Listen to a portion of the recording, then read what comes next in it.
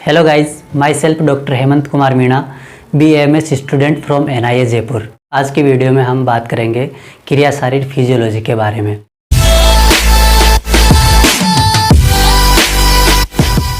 Physiology में theory के जो है वो 2 पेपर है, जिनमें प्रत्येक पेपर जो आपके 100 नंबर का होता है। इसमें पेपर फर्स्ट की बात करें तो पेपर फर्स्ट में जो पार्ट फर्स्ट है वो है आयुर्वेद क्रिया शारीर का, जिसके अंतर्गत जो है वो पहला टॉपिक हमारा आता है फंडामेंटल प्रिंसिपल्स ऑफ आयुर्वेदिक क्रिया शारीर। इसके अंदर आपको सबसे पहले जो पढ़ना है वो है पंचमहाभूत। पंचमहाभूत क्या है इसके बारे में आपको बताया जाएगा। उसके बाद में दोष, उसके बाद में जो त्रिगुण है उनके बारे में, और इसके बाद में अगला जो है वो है सामान्य विशेष सिद्धांत, और उसके बाद में जो इस टॉपिक का लास्ट पॉइंट है वो है स्त्रोतस। इसके बाद में सेकेंड पॉइंट जो है वो है कि various type definition and synonyms. जो शारीर है और जो क्रिया है, इन दोनों की जो डेफिनेशन और इसके जो सिनोनिम्स है इनके बारे में आपको बताया जाएगा। उसके अलावा जो शारीरिक दोष है और मानसिक दोष है इनके बारे में भी आपको बताया जाएगा। इसके अलावा त्रिगुण का और जो त्रिदोष है उन त्रिदोषों का आपस में संबंध क्या है। इसके साथ साथ पंच महाभूतों का इन त्रिगुण और त्रिदोष के साथ में क्या संबंध है इसके बारे में आपको बताया जाएगा। इसके अलावा शारीर और शरीर की जो के बीच का जो डिफरेंस है उस डिफरेंस के बारे में आपको बताया जाएगा। उसके अलावा पुरुष क्या है और पुरुष का वर्गीकरण किस तरह से किया गया है, पुरुष के अंदर जो है उसके घटक द्रव्य कौन कौन से हैं, घटक जो है उसके कौन कौन से, इनके बारे में आपको बताया जाएगा। उसके अलावा जो षडधात्विक पुरुष है उस षडधात्विक पुरुष का जो है वो क्या इंपॉर्टेंस है, इस आयुर्वेद के अंदर जो है षडधात्विक पुरुष का क्या रोल है और चिकित्सा के अंदर उसका क्या इंपॉर्टेंस होता है, इसके बारे में आपको बताया जाएगा। उसके बाद में जो थर्ड टॉपिक है उस थर्ड टॉपिक के अंदर आपको जो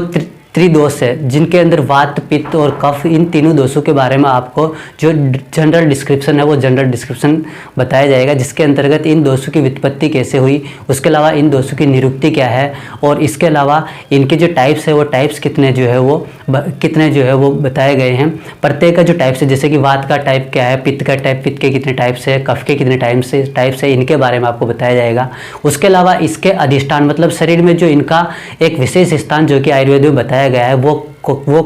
कहाँ पर है, कौन कौन सी जगह पर है, इसके बारे में आपको बताया जाएगा। उसके अलावा ये वात, पित्त और कफ जो तीनों दोष है, ये तीनों दोष बॉडी में रहते हुए किस तरह से जो है वो अपना नेचुरल कार्य करते हैं, प्राकृतिक क्रम किस तरह से करते हैं। उसके अलावा अगर इस प्राकृतिक क्रम में किसी भी तरह की एबनॉर्मलिटी होती है तो उस एबनॉर्मलिटी से जो है वो किस तरह की जो है वो विकार उत्पन्न होते हैं, डिजीज उत्पन्न होती है, उसकी विकृति और उसके सही के बारे में भी जो है आपको बताया जाएगा। इसके बाद में जो फोर्थ टॉपिक है वो है कंसेप्ट ऑफ क्रियाकाल। इस कंसेप्ट ऑफ क्रियाकाल में आपको जो क्रियाकाल शब्द है उसकी व्युत्पत्ति, उसके बाद में उसकी निरुक्ति के बाद में इसकी डेफिनेशन की एक्चुअल में जो क्रियाकाल है वो आयुर्वेद में क्या है, किसके बारे में जो है यहाँ पर बताया गया है। उसके बाद में इसके क्रियाकाल के टाइप्स कितने हैं, उसके बाद में टाइप के अंदर जो है वो क्या क्या एक स्पेशल फंक्शन जो है वो हो रहा है, इस स्पेशल फंक्शन के बारे में भी जो है वो आपको इस कंसेप्ट ऑफ क्रियाकाल वाले टॉपिक में जो है पढ़ना है। इसके बाद में प्रकृति, इसके बाद में फिफ्थ टॉपिक जो है वो है प्रकृति शब्द की व्युत्पत्ति, उसके अलावा इसकी निरुक्ति, और इसके अलावा इसकी परिभाषा, और इसके बाद में जो इसके टाइप्स है वो टाइप्स क्या है, और इसके अलावा इसके सिनोनिम्स जो है वो क्या है, इसके बारे में आपको पढ़ना है। उसके बाद में इसकी प्रकृति को इफेक्ट करने वाले कौन कौन से फैक्टर है, मतलब जब जो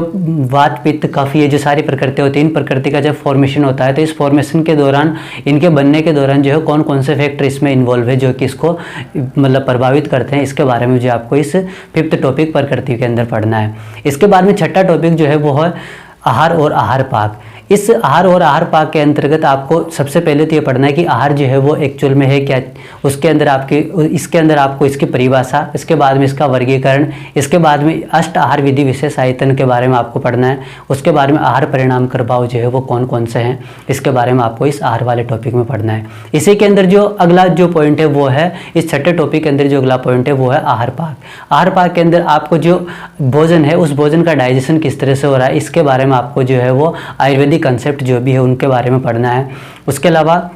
इसके अंदर कौन कौन से फैक्टर जो है वो इन्वॉल्व है, और इसके अलावा जो एक विशेष जो इसके अंदर जब भोजन का डाइजेशन होता है तो आयुर्वेद के अनुसार जो पित्तदरा कला है उस पित्तदरा कला के बारे में भी जो है आपको इसके अंदर पढ़ना है। इसके बाद में सातवां टॉपिक जो है वो है अवस्था पाक एवं निष्ठा पाक। अवस्थापाक और निष्ठापाक के अंतर्गत जो आयुर्वेद है, उस आयुर्वेद के अकॉर्डिंग जो है वो भोजन का डाइजेशन के अंदर कौन कौन सी जो स्टेज आती है, उन स्टेज के बारे में आपको पढ़ना है। और जब भोजन का डाइजेशन होता है तो डाइजेशन के बाद किस तरह से इसका बॉडी में अवशोषण हो रहा है और पूरी बॉडी में जो है वो सर्कुलेशन हो रहा है, इसके बारे में भी आपको जो है वो पढ़ना है। इसके अंदर आपको मुख्य रूप से जो है वो अवस्थापाक के अंदर 3 ही पॉइंट पढ़ने हैं, जिसके अंदर मधुर अवस्थापाक, अम्ल अवस्थापाक और कटु अवस्थापाक, ये 3 जो मेन अवस्थापाक, इसके बारे में आपको पढ़ाया जाएगा। इसके बाद में जो 8वें नंबर का टॉपिक है वो है अग्नि। अग्नि के अंदर आपको इसकी परिभाषा, इसके बाद में इसका इम्पोर्टेंस जो है वो आयुर्वेद के अंदर क्या है, उसके बाद में इसका क्लासिफिकेशन, और क्लासिफिकेशन के साथ साथ अग्नि जो है वो शरीर में रहते हुए क्या क्या काम करती है, इसके फंक्शन के बारे में जो है आपको बताया जाएगा। इसके बाद में जो इसी के अंदर जो आपको पढ़ना है वो है कि अग्नि और पित्त के अंदर जो क्या समानता है और क्या असमानता, मतलब अग्नि और पित्त के अंदर सिमिलरिटीज़ और डिससिमिलरिटीज़ के बारे में आपको पढ़ना है। उसके बाद में 90 नंबर का जो अपना नंबा और आयुर्वेद पोर्शन का जो लास्ट टॉपिक है वो है आयुर्वेद के अकॉर्डिंग जो रेस्पिरेटरी मैकेनिज्म है और जो स्पीच मैकेनिज्म है, इस रेस्पिरेटरी मैकेनिज्म और स्पीच मैकेनिज्म को आयुर्वेद में किस तरह से डिफाइन किया गया है, इसके बारे में भी आपको जो है वो इस आयुर्वेद पोर्शन में पढ़ना है, जो कि पेपर फर्स्ट का पार्ट ए है। इसके बाद में हम बात करेंगे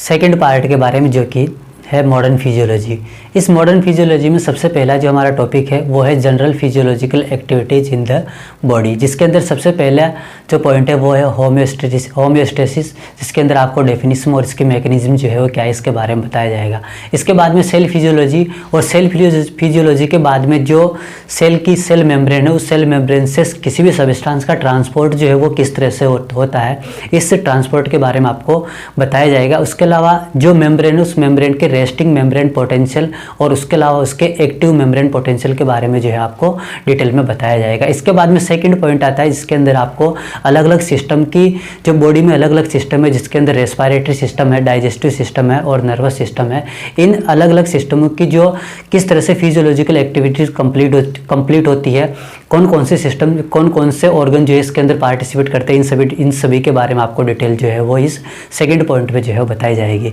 इसके बाद में थर्ड और लास्ट टॉपिक जो कि मॉडर्न फिजियोलॉजी का है वो ये है कि इसके अंदर आपको जो है वो एसिड बेस बैलेंस, उसके अलावा वाटर एंड इलेक्ट्रोलाइट्स बैलेंस के बारे में, और इसके साथ ही जो है वो प्रोटीन, कार्बोहाइड्रेट, फैट, विटामिन, इन सभी के बारे में जो है आपको डिटेल में इस थर्ड टॉपिक के अंदर जो है वो बताया जाएगा।